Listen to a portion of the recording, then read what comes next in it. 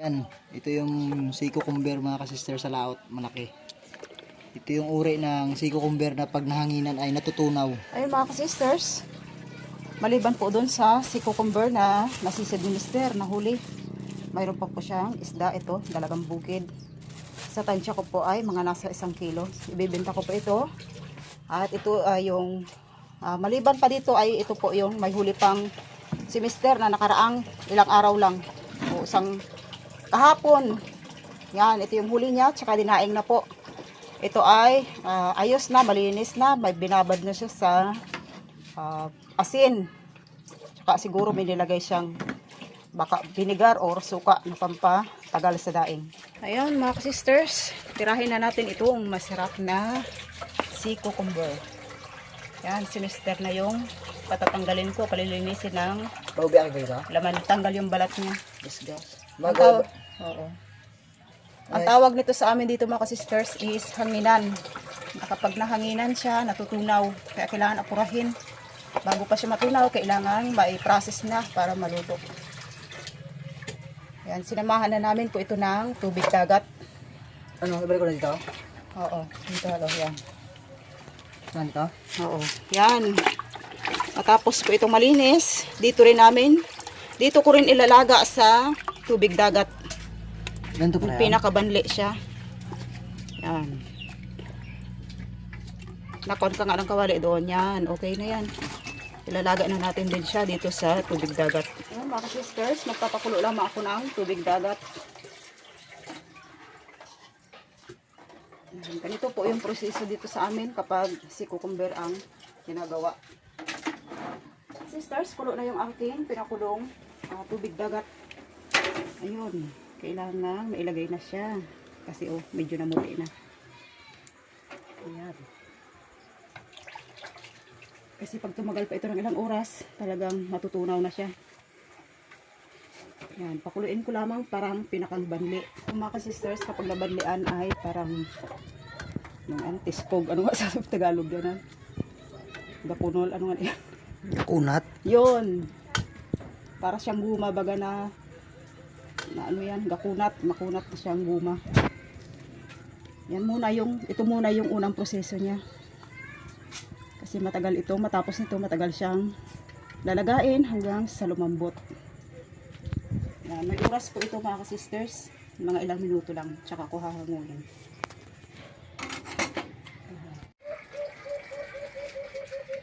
Yan, banlawan ko lamang siya ng tubig tabang.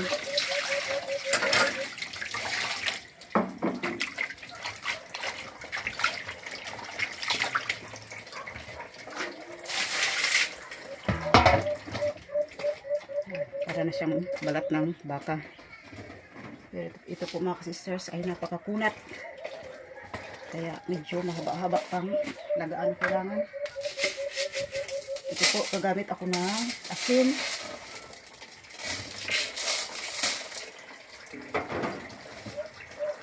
Ayan mga sisters, yung purpose ng asin para matanggal yung pinakang balat sa taas niya. Kasi ito po ay buhangin na nakadikit sa kanyang balat. Pag inakuha natin siya, yun, magaspang na parang nakadikit na mga buhangin. Kaya kailangan natin ng asin para matanggal.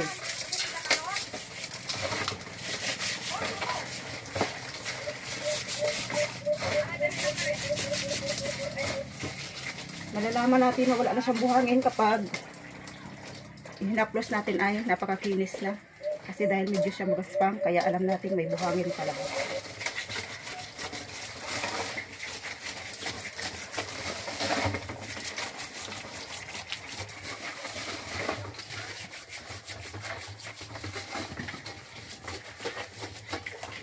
Ito na mga sisters, lalagain ko ito dito na, kaya lang dito na siya sa tubig tabang. Lalagain ko hanggang sa lumambot ng lumambot.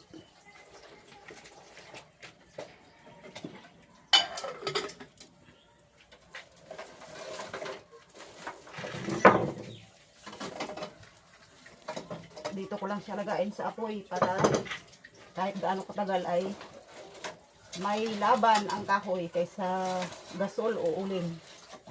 Kasi medyo matagal-tagal natin siyang lagaan. Para tayong naglaga ng balat ng baka. Balat ng baka eh. Ayun mga sisters, pinapakulo ko po sa mahinang apoy lamang kasi mas madali pong lumambot. Kahit yung makakapal na laman or karne or ano paman, tulad nito si cucumber, mas mabilis siyang lumambot kapag yung apoy ay katamtaman lang. Yan, inalsa ko lang o inangat ko lang yung takip para hindi umawas.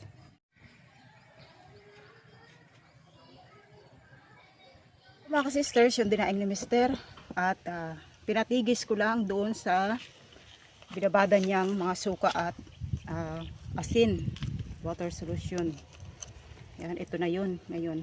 So, ibibilad ko na po ito dahil napakaganda na nung sikat ng araw. Nasakto po ito. Pagsapit ng hapon ay lamayo na yung tawag sa amin. Parang ano na baga siya, tuyo na, hindi na mabasa. Yan, oh, meron akong bilada na parang pangyadyadan lang ng ano, pang-ag-agan ba ng simento, pampino ng buhangin. Tamang-tama ito dito kasi tatagas yung pinakang sabaw niya doon sa ilalim at mas madali siyang matuyo.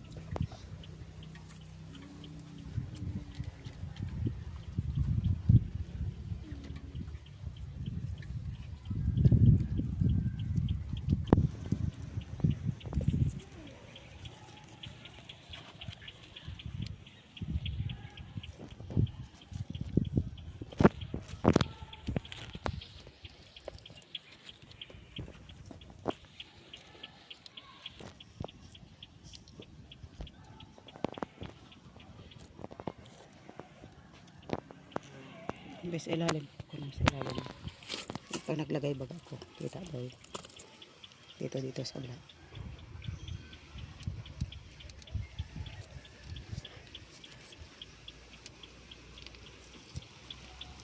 Doon pa sa malayo.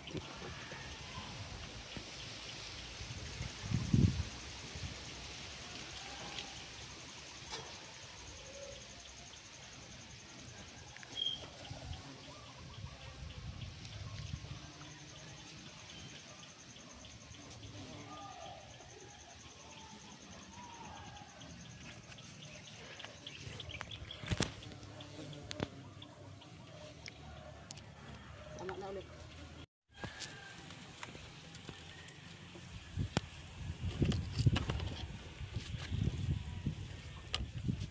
Ito pong gantong mga isda mga sisters ay hindi na talaga lumalaki. Ang tawag po nito dito sa amin ay palata. Pero ito po ay mataba. Parang kasing taba siya ng tilapia. Para bang tilapia sa dagat.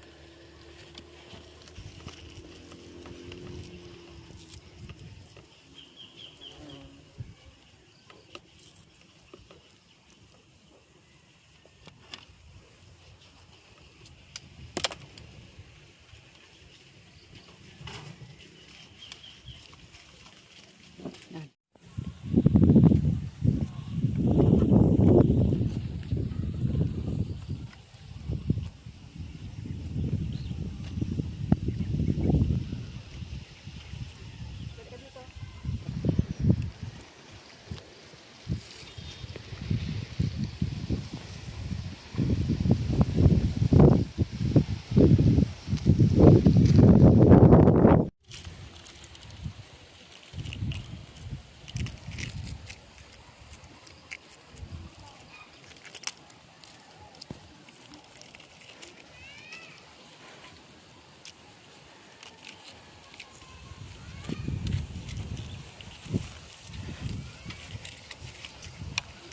Ito mga sisters, matapos ko siyang matagal na nilaga. Tagal-tagal na lagaan, yun, lumambot din.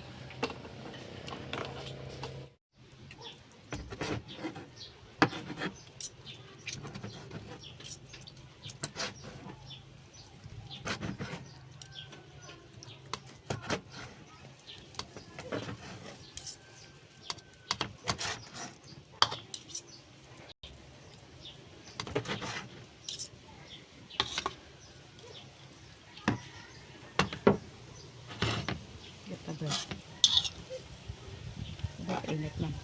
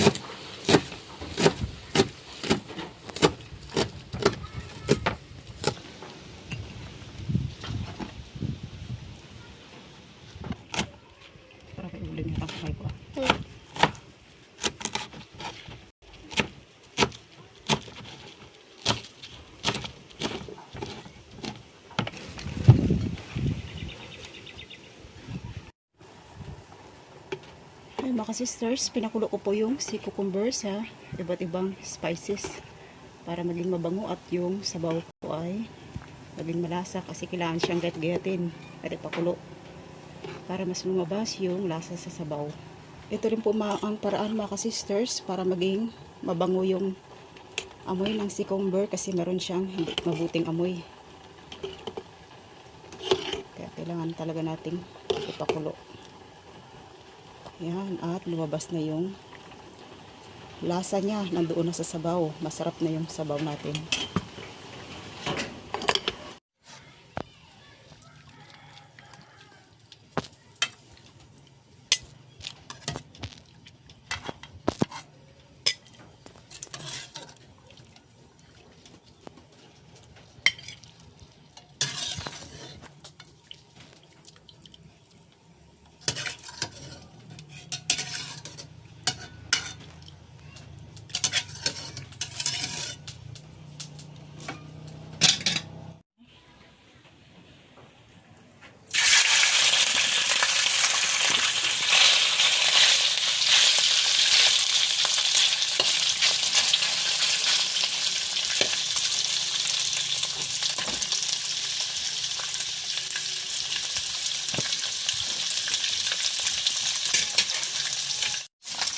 I-fry ko lang mga sisters para maging crispy siya ng konti.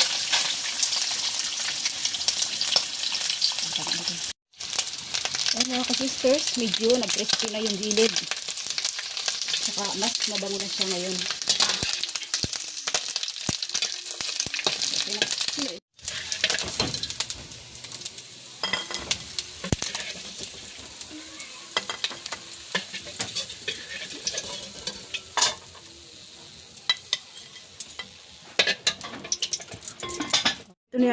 Ito na yung sabaw ng cucumber mga sisters at mainit-init pa. Ito po ay napakalasa na dahil malasa, may natural na lasa at umami yung sea cucumber.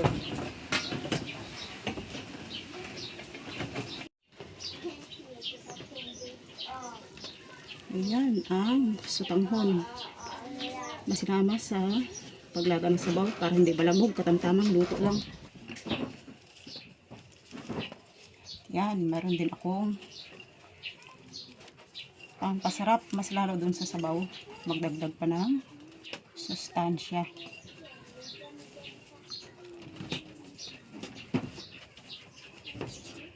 At ito na yung fried cucumber. Masarap na siya at mabango.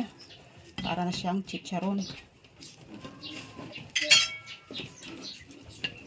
Siyempre, di mawawala yung ating ayan.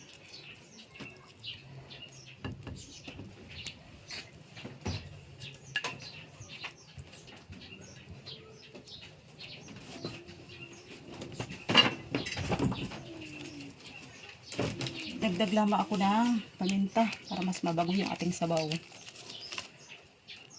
Ayan, at mayroon na tayong sea cucumber soup with sutanghon. Tamang-tama, mainit-init. At kain na tayo. So mga sisters, tanghalian tayo. Tanghalian na po dito sa amin. Siyempre, with ulam na mainit-init na sabaw. Malasang sabaw. Ayan po, si Mr. po ay bumalik ulit sa laot. Kasi araw-araw po ay kailangan niyang maglaot. So thank God dahil nakakasurvive po sa amin araw-araw na pangailangan. At may huli naman talaga si Mr. Sakto, minsan sobra pa. Kain na po tayo.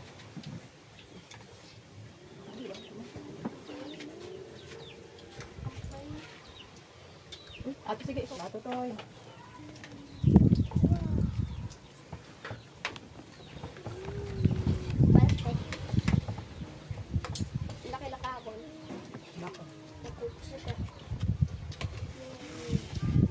Oy.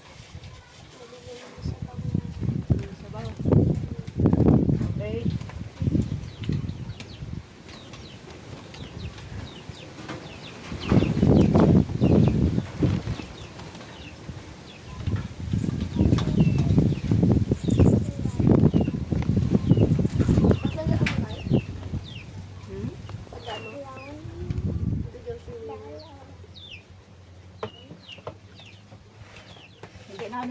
yan mga sisters, yung pagkuha ng si cucumber sa ilalim. Ito po ay matatagpuan ng sa SP ang ating kanin.